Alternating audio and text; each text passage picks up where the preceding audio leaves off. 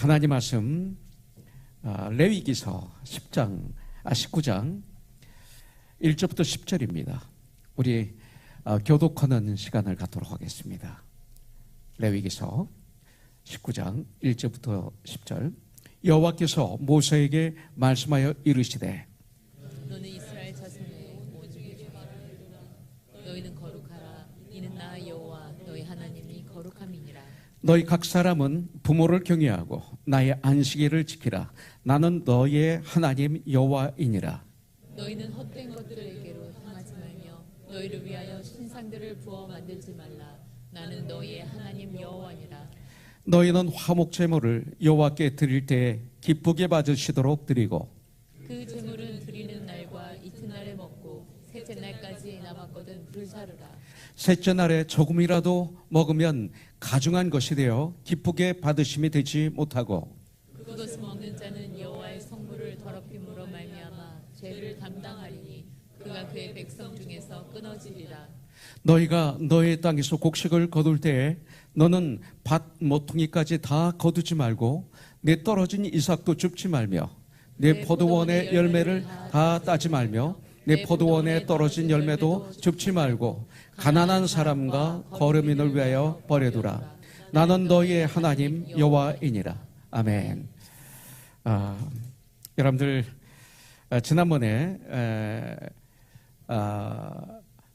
한두 달 전일 겁니다. 말씀을 우리가 받을 때 민수기 6장 22절부터 23절을 가지고 날마다 여러분들이 자녀들을 축복해 주라고 말씀을 드렸어요. 또 아내가 남편에게, 남편이 아내에게, 또 우리가 만나는 형제자매들을 이렇게 한번 축복하는 기도를 해 주라고 우리가 말씀을 받은 것을 여러분들이 기억하기라고 믿습니다. 여기 보면 여호와께서 모세에게 말씀하여 이르시되 너 아론과 그의 아들들에게 말하여 이르기를 너희는 이스라엘 자손을 위하여 이렇게 축복하여 이르되 내 아들과 내 딸들을 위하여 내 아내 내 남편 여호와는 내게 복을 주시고 너를 지키시기를 원하며 여호와는 그의 얼굴을 내게 비추사 은혜 베푸시기를 원하며 여호와는 그 얼굴을 내게로 향하여 드사 평강 주시기를 원하노라 할지니라 하라.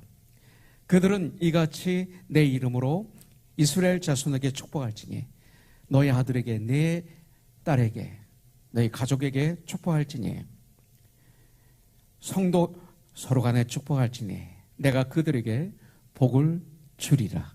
이건 약속입니다.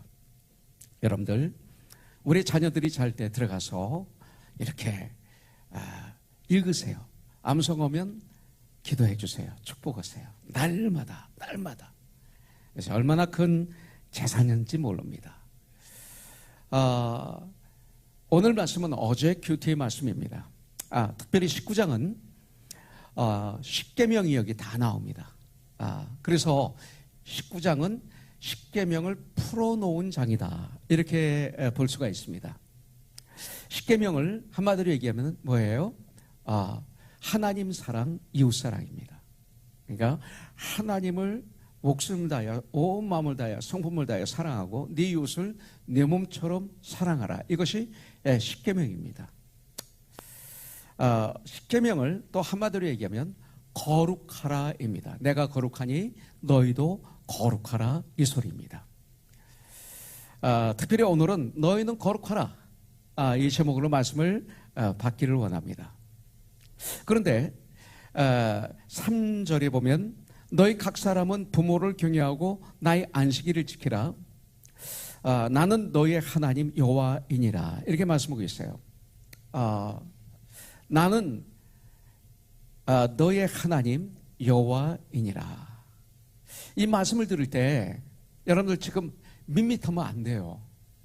정말 예수님을 나의 구세주를 주인으로 영접하고 정말 예수님을 사랑하면 우리 하나님께서 나는 너희 하나님 여호와니라. 그러면 좀 가슴이 뭉클한다든지 가슴이 두근두근한다든지 가슴이 찡한다든지 이런 일이 좀 있어야 돼요. 마치 유진자매에게 내가 유진자매 주님 안에서 내 정말 사랑해. 주님 안에서. 그런데도 알아요. 하고 가버리면 그거 안 되는 거예요. 그러면 우리 목사가 나를 주 안에서 정말 사랑하는구나 하면서 좀 이게 뭐 찡하지는 않더라도 그래도 좀 뭐 이게 와야죠. 이게 서로 간의 이 관계 아니겠어요? 관계잖아요. 그죠? 예. 그 영준 형제가 일부 예배 때 찬양을 했는데 전 아주 은혜를 많이 받았어요. 예. 그래서 우리 예배 때에도 좀 성도들에게 은혜를 받게 하고 하나님께 영광 올려드려야 되겠다 이렇게 했어요. 그 찬양할 때 그 가사 하나하나가 나의 마음에 와닿았어요. 일부 예배 드릴 때 그 데뷔 기도를 저스틴 김 선생이 했어요. 지금 초등부에 내려가서 가르치고 있는데 근데 제가 그 이제 안경을 닦으려고 이렇게 이제 독일에서 사온 그 닦는 거 있어요. 한 번 닦고 버리는 건데 조금 있으면 빨리 말라요. 알코올이라. 그래서 바로 제 대의 태규 형제 지금 저기서 사회 갖고 있는데 형제가 안경을 끼고 있으면 내가 빨리 닦고 같이 닦으려고 보니까 기도가 끝났는데 눈물을 글썽글썽하고 있어요. 기도하고 내려온 저스틴이 보니까 막 또 자기가 울고 있어요. 일부 예배 때. 예. 그러니까 그걸 보고 또 내가 눈물이 나요. 막 그 주위가 전염이 되는 거예요. 그 기도가 그렇게 간절히 이 젊은 청년이 하나님께 우리를 대표해서 올려드린 그 기도가 막 전염이 되면서 그 주위에 아마 다른 데도 마찬가지였을 거예요. 예. 이렇게 오는 거예요. 그와 마찬가지로 나는 너의 하나님 여호와이니라 할 때 여러분들 성령님이 도와주셔서 여러분들에게 어떤 이 타치하심이 있기를 주님의 이름으로 축복합니다. 이게 굉장히 중요한 거예요. 왜냐하면 이분이 어떤 분입니까? 그거예요. 바로 그것을 알면 감동이 오는 거죠. 내가 내 하나님이야 종용아 할 때 감동이 와야 돼요. 전 암 수술할 때 이 감동이 엄청나게 왔었어요. 엄청나게. 수술 끝내고도 이 위로가 얼마나 컸는지 몰라요. 그것이 저를 살린 거죠. 여러분들의 기도와 함께 이것은 위로가 되는 것입니다. 나는 너의 하나님 여호와야. 이것이 위로예요. 이것이 힘입니다.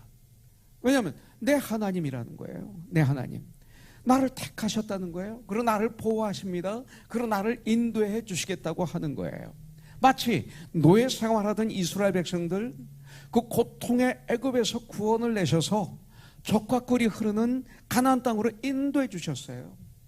그 하나님이시기 때문에 이스라엘 백성들이 여호와 하나님 나는 너의 하나님 여호와니라 할 때 이스라엘 백성들은 이것을 체험했기 때문에 조상들이 이것을 뜨겁게 체험했기 때문에 그들의 하나님이시기 때문에 그들은 하나님의 전지전능 위대하심 인도하심을 체험했기 때문에 그렇기 때문에 나는 너의 하나님 여호와이니라 이 선언을 들을 때 어떻게 합니까? 그들은 놀라지 않고 아멘 할렐루야 화답하면서 감격할 수 있었던 거예요. 그러면서 오늘 말씀을 보면 매 절마다 나는 너희 하나님 여호와이니라 반복하고 계세요. 이것이 너무나 중요하기 때문에 이런 음성과 함께 하나님께서 우리를 부르고 계시는데 사실 우리의 진실한 삶은 어떤 삶일까요? 때때로 재물이 나의 하나님이고 또 나의 자식이 나의 하나님이고 나 자신이 나의 하나님이고 이런 삶을 살 때가 많이 있었던 것을 고백하지 않을 수가 없어요. 세상 사람은 그렇게 사는 게 당연하죠. 그러나 우리 예수 믿는 하나님의 사람들 그리스도인들의 삶은 바로 나는 하나님 너의 하나님 여호와이니라 이 삶을 사는 거죠. 그러면서 19장에서는 우리한테 주님이 뭐라고 말씀하시냐면 거룩하라 이렇게 말씀하십니다. 그러면서 구체적으로 말씀해 주시는 거죠. 나는 오늘 하루 거룩한 삶 살기를 원합니다. 그런데 거룩한 삶이 어떤 삶인지 우리가 알아야죠. 그렇잖아요. 거룩한 삶이 무엇인가? 이것을 알아야 되죠. 그런데 많은 분들이 그래 내가 거룩하니 너희도 거룩하라 하셨는데 어떤 삶이지 이게? 이런 퀘스천을 가지고 계신 크리스천들이 많은 건 사실이에요. 2절에 보면 너는 이스라엘 자손의 온 회중에게 말하여 이르라. 너희는 거룩하라. 이는 나 여호와 하나님이 거룩함이니라. 거룩하라고 말씀하셨어요. 그렇다면 이 거룩함이란 무엇일까? 이거예요. 거룩함.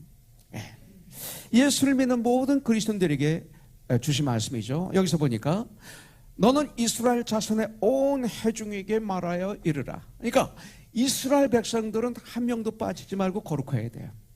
이 얘기는 뭐냐면 우리가 참 그리스도인이 되었다면 참 그리스도인은 한 명도 빠지지 말고 모두 다 거룩하라고 말씀하고 있는 거예요. 그렇다면 이것이 뭡니까? 거룩함이 그리스도인과 비그리스도인, 성도와 불신자를 구별해주는 성격이 거룩함이구나라는 걸 우리가 알게 되죠. 베드로전서 1장 15절에 보면 오직 너희를 부르신 거룩한 이처럼, 예수님이 거룩하신 분이에요. 주님이 나를 부르셨어요. 너희도 모든 행실에 거룩한 자가 되라, 이렇게 말씀하고 있어요. 그렇다면 이 거룩이 뭘까요? 거룩하다라는 게 무슨 뜻일까요? 성서적인 원어를 찾아보면 구별하다 이런 뜻입니다. 구별하다, 분리하다 이런 뜻입니다. 죄와 분리, 분리하다라는 뜻을 가지고 있어요. 그렇기 때문에 이것은 관계를 말씀하고 있습니다. 거룩을 어떤 상태에서 이해하려 하면 잘못하면 위선에 빠집니다. 거룩을 잘못 이해하면 교만해지고 위선에 빠지고 그리고 이단에 빠질 수가 있습니다. 크리스찬은 자세 중요합니다. 행동도 중요합니다. 옷 입는 거 중요합니다. 말하는 거 중요합니다. 그러나 이런 상태에서 거룩을 찾는 것은 아닙니다. 하나님과의 관계에서 거룩함을 찾아야 돼요. 거룩함은 바로 하나님과의 관계에 숨어 있어요. 하나님만이 거룩하신 분이거든요. 하나님의 이름만이 거룩하신 거든요. 그래서 시편에서 보면 하나님의 이름을 찬양하고 있어요. 하나님과의 관계가 올바로 될 때 우리들도 거룩한 사람이 되는 거예요. 하나님을 떠나서는 인간이 거룩해질 수가 없는 거예요. 하나님과 함께 있는 것을 거룩이라고 그래요. 하나님이 없이, 예수님을 믿지 않고는 절대로 우리 스스로 선을 행하고 도를 닦는다고 해서 거룩해질 수 있는 것 아니에요. 이 세상에 종교가 얼마나 많아요? 그러나 바로 거룩이라는 것을 찾으려고 애쓰다가 끝나는 것이 세상의 종교예요. 왜냐하면 하나님 한 분만이 거룩하신 분이거든요. 그래서 하나님을 찾아서 만났을 때 그때서야 거룩을 알게 되는 거예요. 그렇기 때문에 거룩은 이다라고 말하는 수 있는 것이 아니고 거룩은 과정입니다. 과정. 거듭남은 한 번으로 끝납니다. 내가 예수님을 영접하는 것, 영접하고 영생을 구원받고 하나님의 자녀가 되고 죄 용서함을 받고 영생을 얻고 한 번입니다. 한 번의 그런 과정을 통과합니다. 그러나 거룩은 과정입니다. 거룩은. 레위기에서 제사를 강조하는 이유는 그것이 곧 거룩이어서가 아니라 거기에서 거룩이 시작되기 때문에 그렇습니다. 거룩은 하나님께 제사를 드리고 자기 몸을 정결하게 하는 것만으로 끝나는 것이 아니라 실제 사회생활로 이어져야 됩니다. 거룩은 과정입니다. 그래서 레위기서 19장은 그 안에 십계명이 다 들어있다고 그랬는데요. 다 들어있다고 그랬는데요. 특별히 거룩에 대해서 설명하고 있어요. 거룩이 무엇인지를. 1절부터 8절은 하나님과의 관계에서 거룩함이 뭔지를 가르쳐주고 있어요. 9절부터 18절까지는 사람과의 관계에서 거룩한 삶이 무엇인지를 알려주고 있어요. 그 다음에 19절부터 37절은 사회생활에서의 거룩한 삶이 어떤 삶인지 우리에게 가르쳐주고 있어요. 성경은, 우리 주님은 너희는 세상의 빛이다, 소금이다 말씀하고 계세요. 나의 모든 삶 가운데 예수님이 드러나는 거예요. 예수님이 드러나는 삶, 이것을 거룩한 삶이라고 그래요. 내가 살아가는데 내가 강렬하게 내 성격이 더 드러나는 것이 아니라 나를 통해서 예수님이 점점 더 드러나는 삶을 살아가는 분들, 거룩한 삶이라고 그래요. 이것을. 그렇기 때문에 베드로가 얼마나 강한 사람이었어요? 요한이 얼마나 강한 사람이었어요? 자기 주장이 얼마나 강했어요? 그런데 그들이 점점 그들을 통해서 예수님이 드러났죠. 이걸 거룩한 삶이라고 그래요.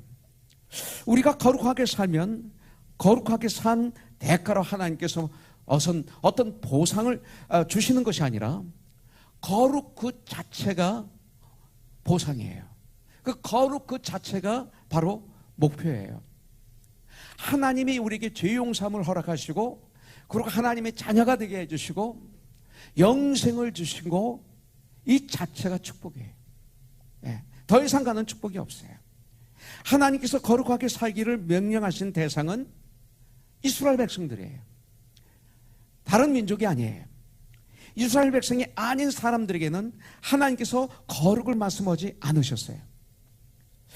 주님의 백성들에게만 의와 진리와 경건을 말씀하고 계세요. 이제 예수님을 나의 주로 나의 구원자로 모신 우리 참 그리스도인들, 하나님의 백성들, 성도들, 또 예수님을 주인으로 고백하고 그렇게 믿고 그렇게 사는 사람들에게 이 모든 것을 지금 말씀하고 계시는 거예요. 하나님의 백성답게 살기 싫으면 어떻게 돼요? 어떻게 하면 돼요? 예수 안 믿으면 돼요. 하지만 예수를 믿는다면 이제 하나님의 백성답게 우리는 살아야 돼요. 그렇지 않으면 힘들어요. 그렇다면 어떻게 거룩한 삶을 살아야 하는가? 어떻게 사는 것이 거룩한 삶일까? 성경은 뭐라고 말씀하는가? 시편 73편 28절에 보면 이렇게 말씀하고 있어요. 하나님께 가까이 함이 내게 복이라. 내가 주 여호와를 나의 피난처로 삼아 주의 모든 행적을 전파하리이다 그랬어요. 하나님을 가까이 하는 삶이 거룩한 삶이에요. 하나님께 가까이 함이 내게 복이라고 시편 기자는 고백하고 있어요. 이 말은 뭐냐면 하나님과 가까이 함이 곧 거룩한 삶, 곧 행복한 삶이라고 말씀하고 있는 거예요. 모든 인생은요, 예수를 믿는 이 세상 모든 사람들은 모두 행복을 찾아서 찾고 있어요. 그래서 돈을 버는 거예요. 권력을 얻는 거예요. 인기를 얻는 거예요. 그리고 스포츠를 즐기는 거예요. 그 뭐를 즐기는 거예요? 왜? 그래. 거기서 행복을 찾기 위해서. 그래서 저는 이렇게 보면 세상 모든 사람들이 그 엉뚱한 곳에서 행복을 찾기 위해서 헐떡이며 돌아다니다가 아침 안개처럼 사라지는 인간들이 다 이 세상 사람들이구나. 이렇게 한번 세상을, 사람들을 한번 결론을 내려볼 수가 있어요. 진정한 행복은 뭡니까? 그러면 진정한 축복은 뭡니까? 하나님과 관계를 맺고 가까이 하는 삶이에요. 가까이 하는 삶. 이것이에요. 그래서 시편 1편에서 보면 복 있는 사람은 하나님 말씀을 즐거워하여 그 말씀을 낮과 밤으로 묵상하는 자다. 이 말씀의 결과는 뭐예요? 하나님을 가까이 하는 삶을 살아가는 자가 복 있는 사람이다. 하나님 말씀을 즐거워하고 그 말씀을 낮과 밤으로 묵상하는 자가 바로 거룩한 삶을 사는 사람이다. 이렇게 말씀하고 있는 거예요. 정말 내가 오늘 하루를 살아가는데 하나님 말씀을 가까이 했는가? 정말 기도에 목말랐는가? 그렇다면 오늘 하루를 사는데 드라마가 가장 가까웠는가? 하루 종일. 그러면 여러분들 생각과 말과 결정이 어디서 나오겠어요? 하루 종일 여러분들이 드라마를 보시면 여러분들이 결정하는 거 옳다 그르다, 그건 아니야, 맞아, 넌 이렇게 해 하는 모든 것의 그 출처가 뭘까요? 드라마예요. 드라마를 가까이 한 거예요. 근데 정말 드라마도 봐야 되죠. 즐기세요. 그런데 하나님 말씀을 가장 즐거워하고 그냥 그날짜 잠언을 읽고 영어로도 읽고 한국말로도 읽고 또 시편 5편을 또 읽고 그 날짜에 시간만 내면 다 읽을 수 있어요. 바빠서 아니 24시간 중에 그 성경 조금 있는데 그거 읽지 못하면 무슨 그리스도이네요. 그렇잖아요. 얼마나 하나님을 가까이 하지 않는 삶입니까, 여러분들? 얼마나 세상과 가까워요. 그리고 모든 결정을 세상적으로 하는 거예요. 이걸 얘기하는 거예요. 거룩한 삶은 하나님과 가까이 하는 삶이에요. 말씀을 가까이 하는 삶이에요. 기도하는 삶이에요. 이렇게 결론을 내릴 수가 있어요. 여러분들, 말씀을 계속 묵상하고 말씀을 붙잡고 무시로 기도하고 이게 하나님을 가까이 하는, 예수님을 가까이 하는 삶이에요. 그럴 때 놀라운 역사가 일어나는데 생각이 달라지고 말이 달라지고 보는 눈이 달라져요. 결정하는 것들이 달라져요. 그러면 그분을 통해서 주의 유익이 막 흘러요. 거룩한 삶이에요. 내 하나님이 거룩하니 너도 거룩하라. 이것은 상태가 아니라 뭐예요? 자세입니다. 자세. 과정입니다. 하나님께 가까이 하는 태도가 결국은 거룩이다. 이렇게 볼 수 있어요. 예수님을 믿고 회개하고 예수님을 나의 주인으로 모셔 의롭다 칭함을 받았어요. 그러면서 거룩하다 칭함을 받았다고 그랬어요. 진실로 예수님을 믿는 믿음이 거룩이에요. 또 죄를 멀리하고 하나님 말씀대로 순종하고 하나님의 영광을 위해서 살려고 하는 그 삶의 태도가 거룩한 삶인 거예요. 바로 이어 주님은 말씀하십니다. 예수님을 진실로 믿을 때 오는 거룩한 구체적인 삶은 무엇이냐 이거예요. 구체적인 삶. 3절이 나와 있어요. 3절에 보면 너희 각 사람은 부모를 경외하고, 부모를 경외하는 게 거룩한 삶이에요. 주 안에서 부모를 경외하는 삶. 여기 나오는 경외는요, 잠언서 1장 7절에 나오는 경외와 같은 말이에요. 잠언서 1장 7절에 보면 여호와를 경외하는 것이 지식의 근본이거늘, 영어로는 beginning of knowledge 그랬어요. 지식의 근본이거늘 여호와를 경외하는 것은 미련한 자는 지혜와 훈계를 멸시하느니라. 하나님 말씀을 멸시하느니라. 이렇게 말씀하고 있어요. 잠언서 9장 10절에도 나와 있죠. 여호와를 경외하는 것이 지혜의 근본이요, 지혜의 출발이 돼요. 거룩하신 자를 아는 것이 명철이라. 명철이 저 사람 참 명철한 자야. 그 명철이 무슨 뜻이에요? 하나님을 아는 지식. 거룩하신 자를 아는 것을 성경은 명철이라고 말하고 있어요. 여기서 나오는 이 경외, 하나님을 경외하는 것, 이 단어가 부모를 경외하는 것에 같이 쓰여진 것은 뭐예요? 부모를 경외하는 것이 곧 하나님을 경외하는 것과 밀접한 관계가 있다라고 우리에게 가르쳐주고 있어요. 레위기 19장 32절에 보니까 너는 센 머리 앞에서 일어서, 그러니까 노인들이에요. 센 머리 앞에서 일어서고 노인의 얼굴을 공경하며 내 하나님을 경외하라. 나는 여호와이니라. 이렇게 말씀하고 있어요. 노인을 공경하는 것이 하나님을 경외하는 것이라고 여기서 말씀하고 있어요. 현대인은 노인을 너무 멸시해요. 이 시대에 많은 우리 크리스천들도 부모를 공경하지를 못하고 있어요. 왜 현대인들은 노인을 무시할까요? 그것을 통해서 주님은 너희는 하나님을 경외하지 않고 있구나라는 걸 우리에게 보여주시는 거예요. 이 말은 결국 하나님을 경외하지 않기 때문에 현대인은 노인을 무시하는 거예요. 일부 예배 때 내 부모를 공격하라 했다가 얼마나 공격을 제가 공격이라고 얘기를 해서 빨리 정정했는데 끝나고 났다면 이 쌤기 형제가 뭐라고 하냐면 빨리 정정해서 참 다행이었습니다 그러는 거예요. 목사님 공격이라고 실수해서 제가 가슴이 덜컹했는데 노인을 공격하면 안 되죠. 공경해야죠. 내 부부를 공경해야죠. 신명기 5장 16절에 보면 너는 내 하나님 여호와께서 명령하신 대로 내 부모를 공경하라. 그리하면 내 하나님 여호와가 내게 준 땅에서 내 생명이 길고 복을 누리리라. 이 말은 뭐냐면 그럴 때 하나님이 너무 기뻐하신다 이거예요. 기뻐하신다. 그림자로 하나님을 경외하는 그림자로 부모를 우리에게 허락하신 거예요. 그래서 에베소서 6장 2절부터 3절에서도 내 아버지와 어머니를 공경하라. 주 안에서 이것은 약속이 있는 첫 계명이니 이로써 네가 잘되고 땅에서 장수하리라. 하나님을 경외할 때 잘되고 장수하거든요. 똑같은 말이에요. 너희는 먼저 그 나라와 그 의를 구하라. 그리하면 이 모든 것을 너에게 더 하시리라. 똑같은 말씀이에요. 그래서 성경에서 효자들이 많이 나와요. 아브라함은 믿음의 아버지라고 그랬죠. 믿음의 조상이라고 그랬죠. 근데 그 아브라함과 이삭을 볼 수가 있어요. 효자들이 많이 나오는데 특별히 창세기 22장에 보면 하나님의 마지막 아브라함에게 주신 시험이 있어요.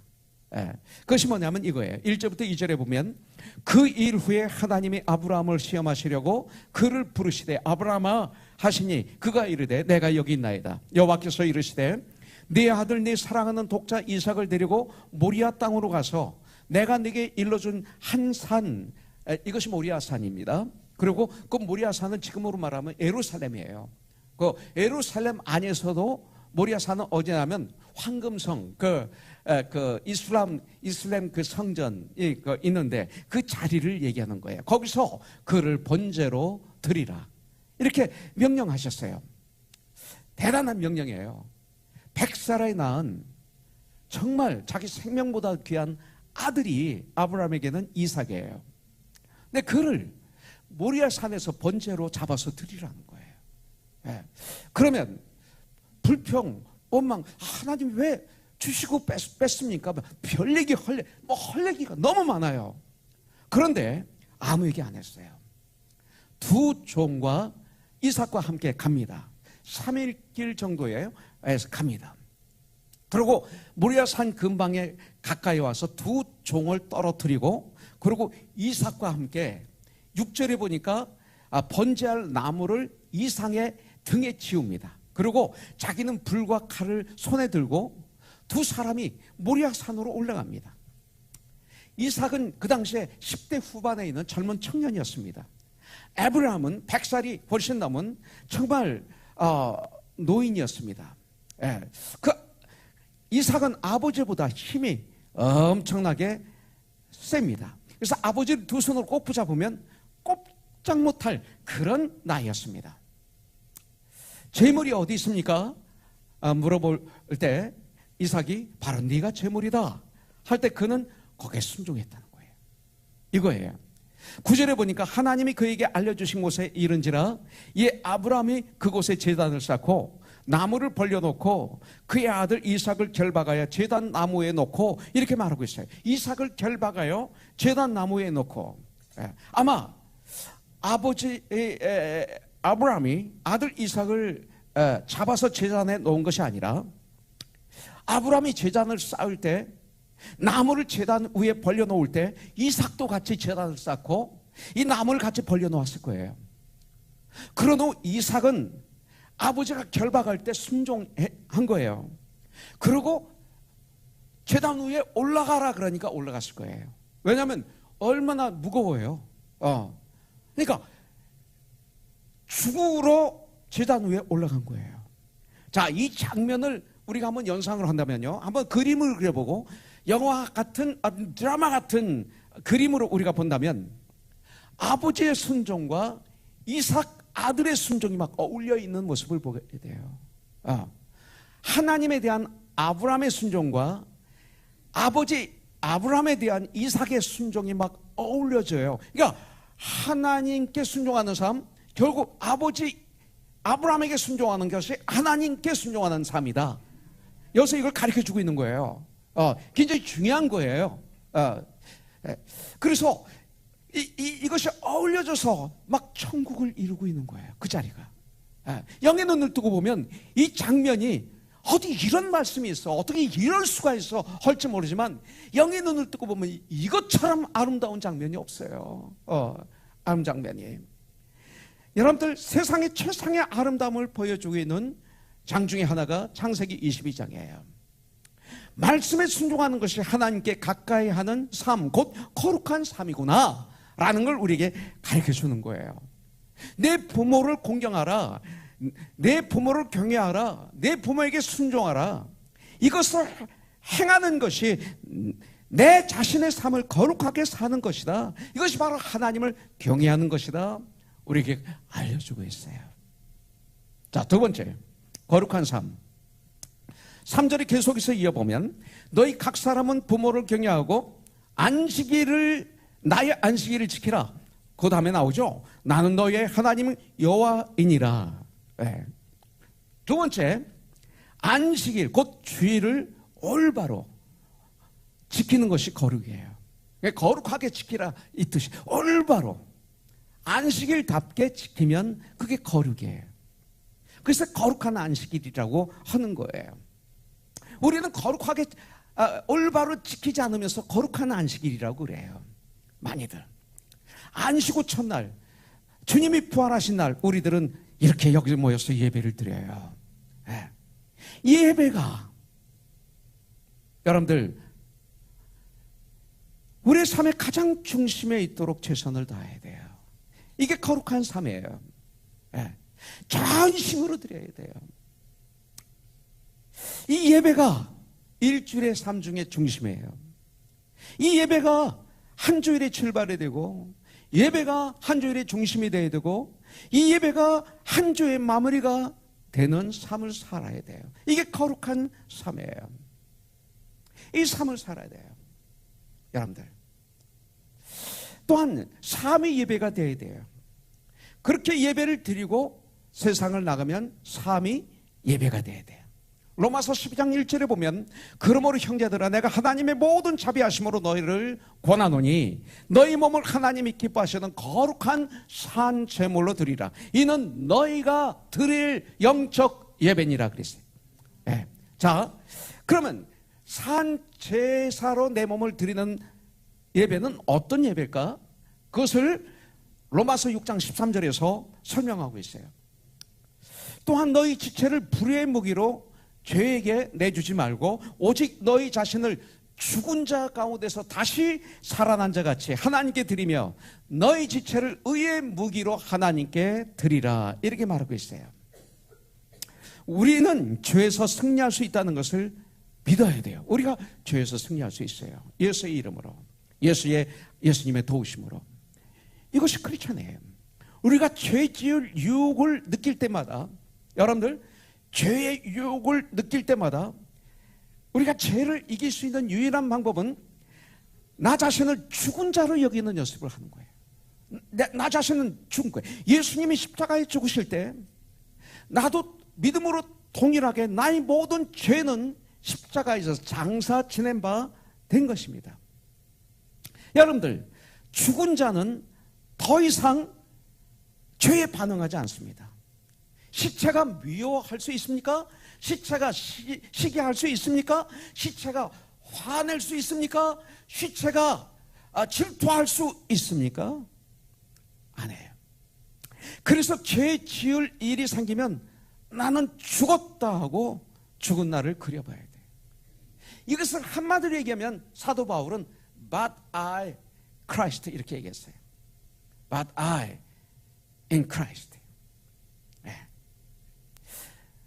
바로 이것이 바로 내년에 우리가 캄보디아 갔을 때 같이 선교를 할 선교단체의 이름이에요. 우리 한동대 출신으로서 그곳에서 선교하고 있는 젊은이들, 그들의 단체 이름이 Not I but Christ.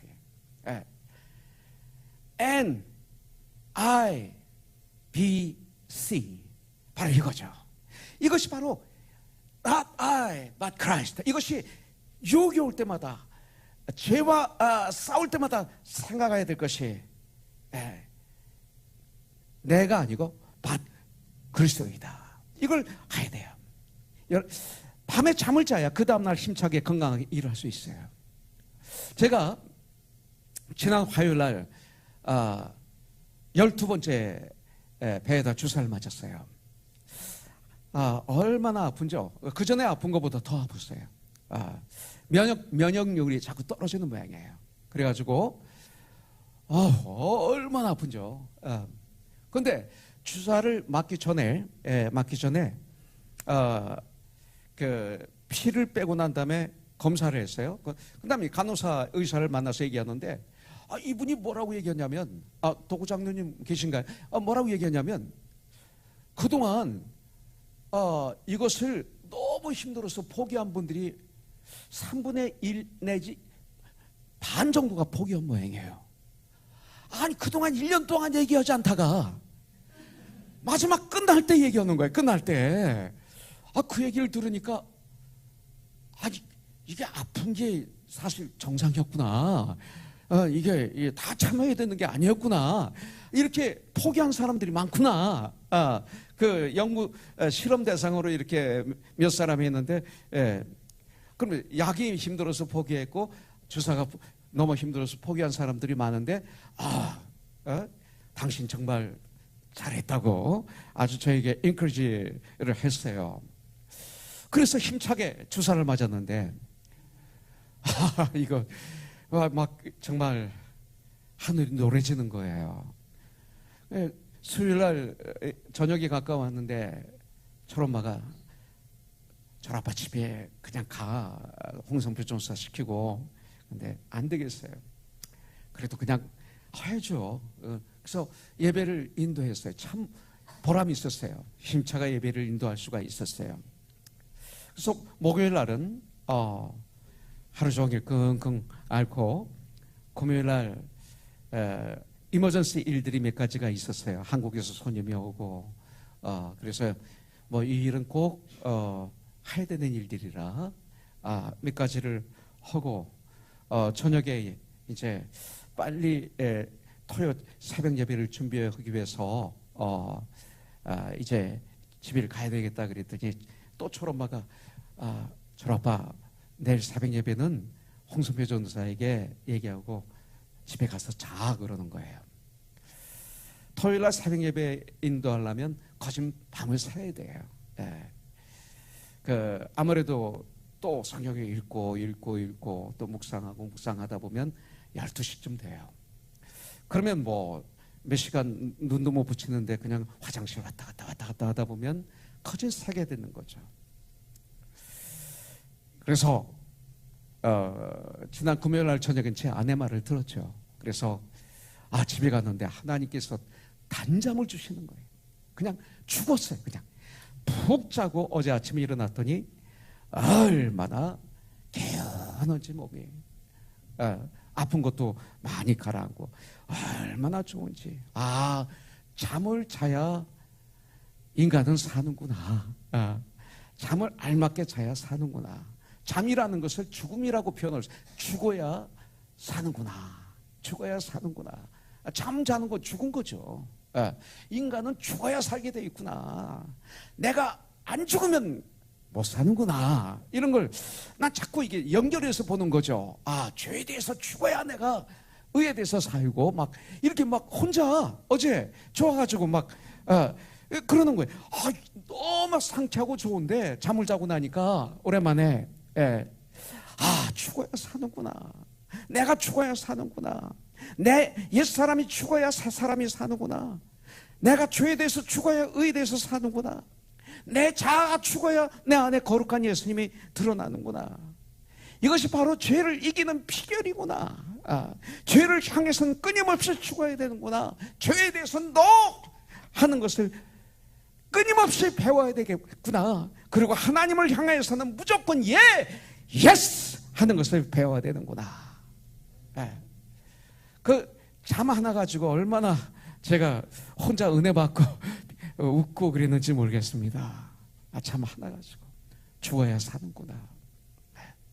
그리스도인이 된 우리들을 성도라고 부릅니다. 우리가 왜 성도입니까? 단순히 죄를 짓지 말고 살아야 하기 때문일까요? 더 중요한 이유가 있는데, 우리가 하나님의 백성으로 구별된 이유는 하나님의 거룩한 일, 하나님의 거룩한 목적에 쓰임을 받기 위해서 우리를 구원해 주신 거예요.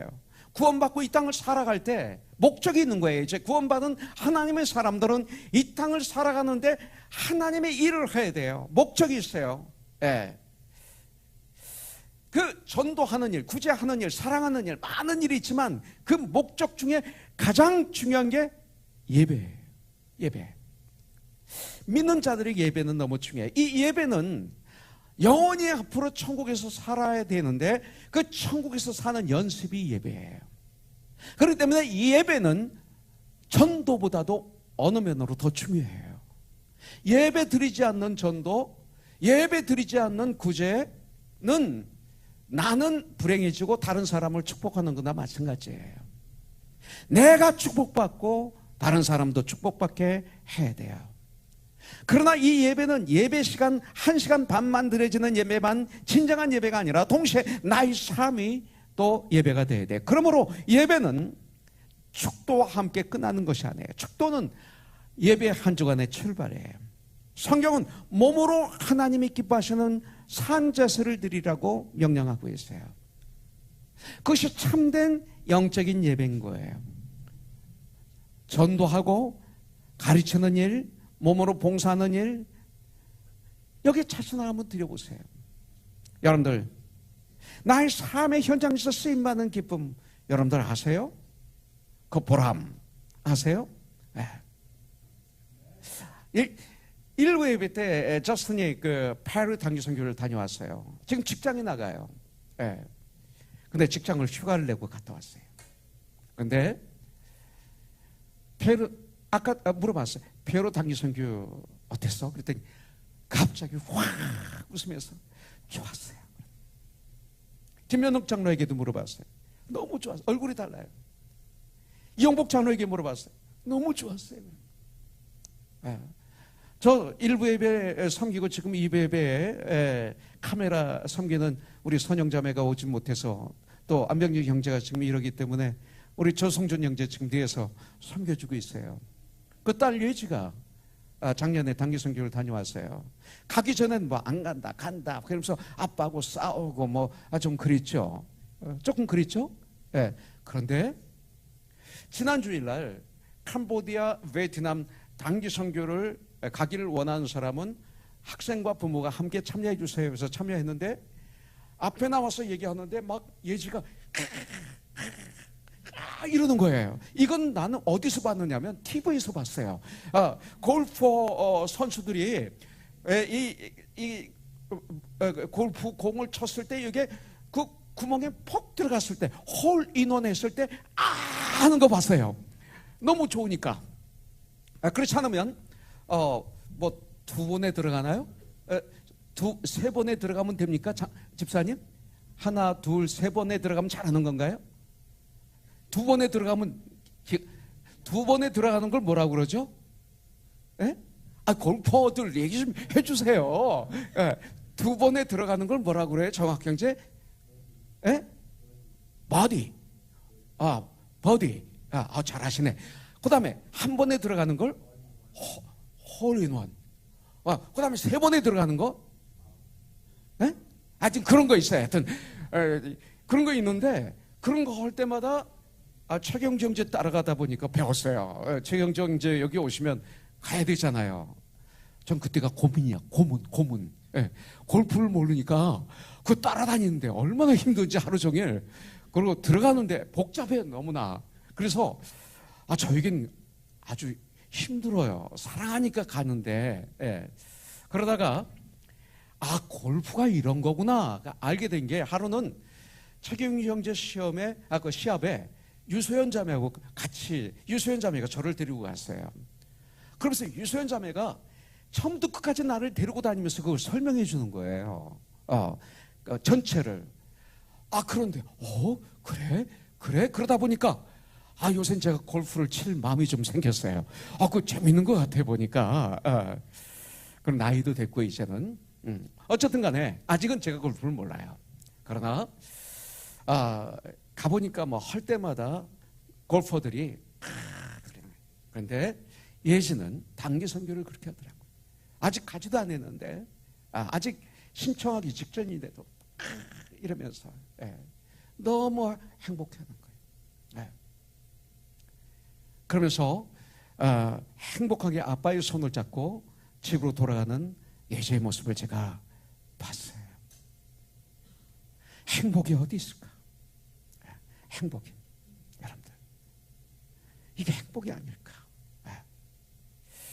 봉사하는 행복, 자신을 드리는 행복이 아닐까?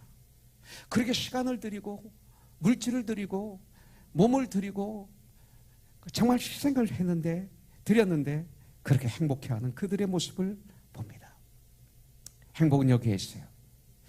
그런 삶의 현장, 쓰임받는 기쁨을 우리가 찾아야 돼요. 이 기쁨을 오늘 회복하기를 주님의 이름으로 축복합니다. 참 기쁨. 그때 비로소 우리는 우리를 거룩하게 하시는 거룩하신 여호와 하나님을 온 몸으로 온 삶으로 만나게 될 것입니다.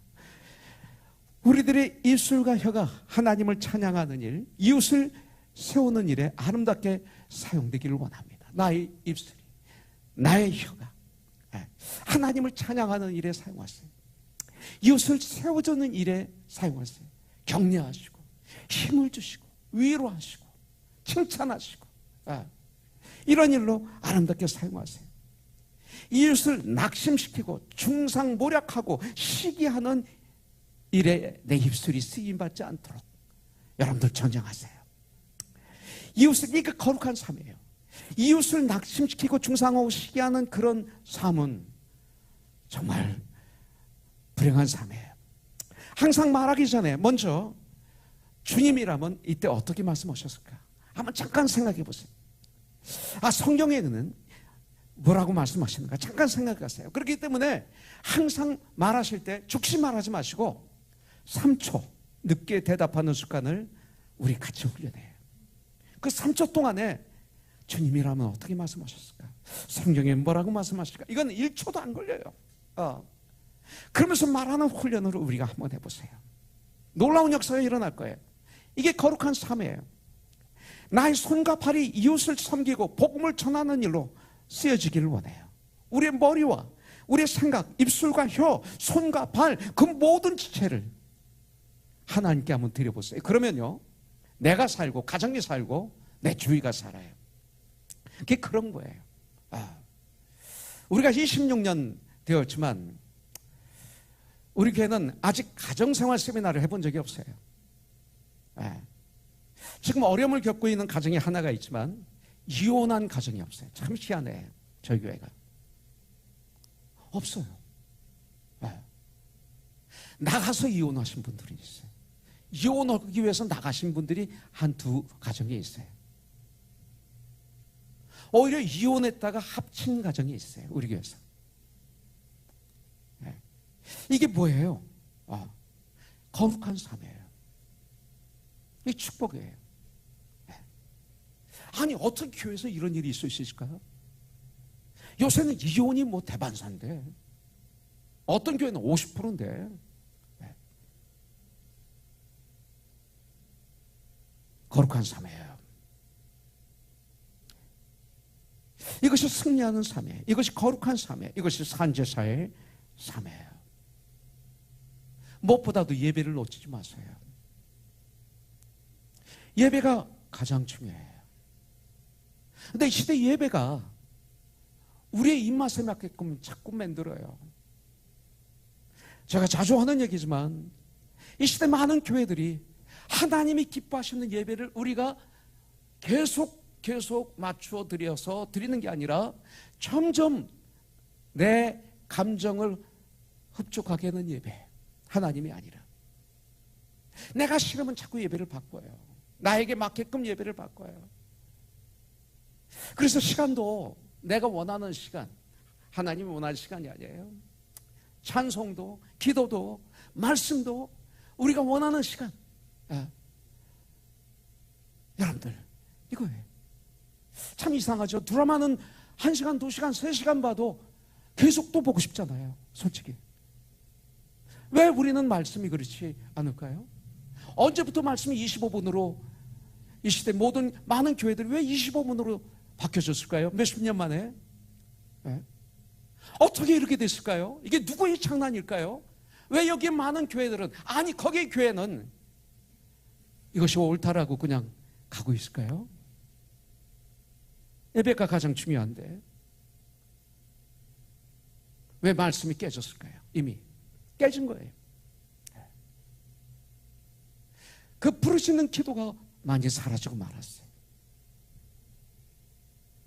예배가 하나님이 기뻐하시는 예배 가지고 고민을 해야 돼요. 우리가 어떻게 드리는 예배가 주님이 기뻐하실까 가지고 성경을 가지고 상고하고 고민하고 그러면서 계속 하나님이 기뻐하시는 예배를 드리기 위해서 전쟁하는 삶, 이것을 거룩한 삶이라고 성경은 우리에게 가르쳐주고 있어요. 자, 하나를 더 보겠습니다. 4절, 너희는 헛된 것들에게로 향하지 말며 너희를 위하여 신상들을 부어 만들지 말라. 나는 너희의 하나님 여호와이니라 그랬어요. 헛된 것들에게로 향하면 안 돼요. 헛된 것들로. 그럼 이게 무엇입니까? 가치 없는 것, 무가치한 것을 의미해요. 무가치한 것에게 향하지 말자. 가치 없는 것에 그 세계로 향하지 말자 이거예요. 그러면 가치 없는 것이 뭡니까? 우상이죠. 우상은 헛된 것들이에요. 여러분들, 사람들은 왜 우상을 숭배하죠? 두려움 때문에 그래요. 그 다음에 내 뜻을 이루고 싶어서예요. 그래서 신을 자신들이 만들어요. 만들어서 그 만든 신에게 비는 거죠. 이게 우상이에요. 네. 한마디로 결론을 내면 신은 그런 거예요. 로마 박물관에 가면, 그 바티칸의 미술관에 가면 몇 천년 전 사람들의 얼굴을 또 권력을, 인기를 자랑하기 위해서 청동으로 돌로 조각했던 것들을 전시하고 있어요. 얼굴을. 그런데 여러분들 99% 그의 얼굴에서는 코가 떨어져 나갔어요. 코가 없어요. 코가 깨졌어요. 귀가 떨어져 나갔어요. 어떤 조각은 얼굴은 온전한데 목을 잘라가지고 전시하고 있어요. 그러니까 죽어서도 이게 목 잘라 죽임을 당하는, 사형을 당할 때 목이 잘라, 사도 바울이 목이 잘라 그 죽임을 당했다는 설이 있는데 있어요. 그래서 목을 잘라서 얼굴만 몸체에서 잘라놓은 것이 많이 있어요. 자기 이름을 기록한 것들도 있어요. 그런데 그 얼굴마다 상처가 가득해. 2000년이 지난 지금 그들의 이름, 그들의 상황, 그들이 누군지를 아무도 몰라요. 그들은 자기들의 영광과 그 영광이, 자기들의 영광이 영원토록 이어지길 위해서 그렇게 해놨는데, 지금도 마찬가지예요. 위대한 정치가들, 사업가들, 군인들, 심지어 목사님들까지 당신은 세상을 떠들썩하게 했었던 영혼들 지금 다 사라졌어요. 오직 2000년 동안 우리 예수 그리스도만이 태양보다 더 빛나고 있어요. 어제나 오늘이나 영원토록 동일하신 우리 주 예수님만이 인류를, 내 마음을 비춰주고 계세요. 우리들의 마음을, 정신을, 영을, 육체를 비추며 우리 주님은 지금도 우리를 인도하고 계세요. 나의 주인이신 예수 그리스도의 이름만이에요. 여러분들, 돈, 권력, 쾌락 등의 노예가 되면 인생은 추해됩니다. 이런 것들을 잘 사용해서 모든 영광을 하나님께 올려드려야 돼요. 세상은 헛된 것으로 가득 차 있습니다. 그러나 우리 성도들, 물질, 권력, 나 자신의 노예가 되지 말고 새로운 마음, 성령 충만함을 받아서, 정말 주님의 마음을 받아서, 성령 충만함을 받아서 그런 것들을 부리면서 날마다 하나님께 영광을 올려드리는 행복한 삶을 살기를 주님의 이름으로 축복합니다. 이게 거룩한 삶이에요. 자, 5절부터 8절 보면, 너희는 화목제물을 여호와께 드릴 때 기쁘게 받으시도록 드리고, 그 제물은 드리는 날과 이튿날에 먹고 셋째 날까지 남았거든 불사르라. 셋째 날에 조금이라도 먹으면 가중한 것이 되어 기쁘게 받으심이 되지 못하고, 그것을 먹는 자는 여호와의 성물을 더럽힘으로 말미암아 죄를 당하리니 그가 그의 백성 중에서 끊어지리라. 자, 화목제를 드릴 때 기쁘게 받으시도록 드려야 된다. 헌물을 드릴 때 기쁘게 받으시도록 드려야 된다. 결국 이 말은 뭐냐면 감사가 넘치는 삶을 사는 것이 거룩한 삶이다. 이걸 가르쳐주고 있어요. 화목제는 하나님의 은혜에 감사하는 제사로 자원해서 드리는 예물이에요. 화목제는 강제로 드리는 것이 아니에요. 하나님께 감사해서 드리는 자원하는 제사 예물이 화목제예요. 하나님과의 관계 회복의 제사 예물입니다. 이게 거룩이에요. 거룩이 회복되었다 이거예요. 그렇기 때문에 하나님과 가까이 하게 되는 제사예요. 그래서 감사의 삶, 이것이 하나님께 가까이 나가는 길이고 성도의 거룩한 삶의 길이에요.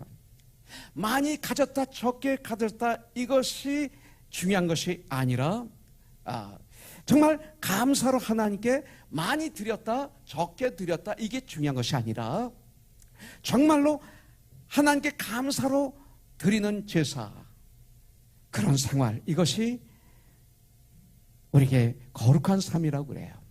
여러분들 실패했을 때도 병들었을 때도 일이 잘 되었을 때도 안 되었을 때도 감사하는 자세, 이것을 거룩한 삶이라고 그래요. 인생의 마무리, 마지막 호흡이 끊어지기 직전에 주님 감사합니다 하고 인생을 마무리하는 믿음의 선배들을 저는 많이 봤어요. 이게 거룩한 마무리예요. 거룩한 마무리. 환경이 좌우되는 것이 아니라 환경을 초월한 감사, 이것이 중요해요. 그래서 골로새서 2장 6절에 그러므로 너희가 그리스도 예수를 주로 받았으니까 안에서 행하되 그랬어요. 주로 받았습니다. 얼마나 감사해요. 주로 받았어요. 예수님을. 얼마나 감사해요. 이 감사함을 풍요롭게 하는 거예요. 예수님을 나의 주로, 구세주로 영접했다 이거예요. 받았다 이거예요. 영접했습니다. 난 정말 주님을 영접했습니다. 이 증거가 바로 넘치는 감사예요. 하나님을 믿는 믿음을 가진 사람은 감사할 수 있어요. 여러분들 체질이 감사가 돼야 돼요. 이제는 인격이 감사가 돼야 돼요. 감사. 감사하면 참 좋아요. 감사하면. 사도행전 2장에 보면 초대교회 성도들은 순전한 마음으로 떡을 떼었어요. 식사를 했다 이거예요. 모일 때마다. 여러분들 사실 식사 잘하면 몸이 건강해집니다. 건강의 비결이 여기 나와 있어요. 우리 이용복 장로가 화선 집사가 요새 다이어트를 하는데 음식을 따라서 남은 음식을 먹다 보니까 8파운드를 뺐대요. 그걸 보니까 비쩍 말랐어요. 그래서 장로님 왜 이렇게 빠졌어? 그랬더니 화선 집사가 다이어트 하는데 난 그 뒤에서 다이어트 하는 음식을 먹다 보니 이렇게 8파운드가 빠졌어요. 그러는 거예요. 그래서 안 되겠습니다. 아무래도 오늘부터 일주일에 한 번 신우랑 올케랑 가서 우리 식사하죠. 그랬어요. 자, 음식을 건강하게 잘 먹으면 몸이 건강해집니다. 건강의 비결이 음식 중에 하나가 음식입니다. 그런데 가만히 보면 우리가 식사할 때 마음을 해제합니다. 깨어 있어야 되는데 마음이 해제되고 막 생각도 해제되고 그래서 이상하게 우리가 식사할 때 목사나 성도나 할 것 없이 막 얘기합니다. 막 이 얘기 저 얘기 험담 가심 별 얘기 다 하면서 음식을 먹기 때문에 그 음식이 바이타민 천국 바이타민이 되지 않는 거예요. 참 음식을 먹을 때 보면 식사할 때 욕심이 많습니다. 일부 예비들도 말했지만 제 아내가 그래. 철 아빠는 다른 건 욕심이 없는데 왜 음식에 욕심이 많아 그러는 거예요. 난 없는 줄 알았거든요. 제 아내가 그렇다면 그런 거예요. 왜? 제일 저를 잘 아니까. 그때부터 제가 막 전쟁을 했죠. 요새는 안 그래요. 걱정하지 마세요. 그러면 음식에 욕심이 많으면 막 많이 먹죠. 그래서 병이 걸리는 거예요. 유기병 들어요. 3일째까지 간직해서 먹지 말라고 그랬어요. 욕심 부리지 말라 이거예요. 감사로 드리라 이거예요. 식사할 때 아무 생각 없이 말들을 막 합니다. 가십을 하고 공격하고 정신이 병들 수 있습니다. 육신의 음식은 먹는데 정신이. 그런데 한 숟가락 한 숟가락 진정 감사하면서 먹으면 어떻게? 먹을 때 맛있네. 우리 여성계 자매들 참 맛있게 만들었네. 참 감사하네. 그러면 그냥 뭐예요? 생각이 감사하고 육신이 막 감사해서 춤을 추고 있고 얼굴이 환해지고 그러면서 막 먹는 거예요. 상대방을 배려하고 마치 성찬식을 행하는 것처럼 감사와 감격으로 매 음식을 먹는다면 얼마나 건강해질까.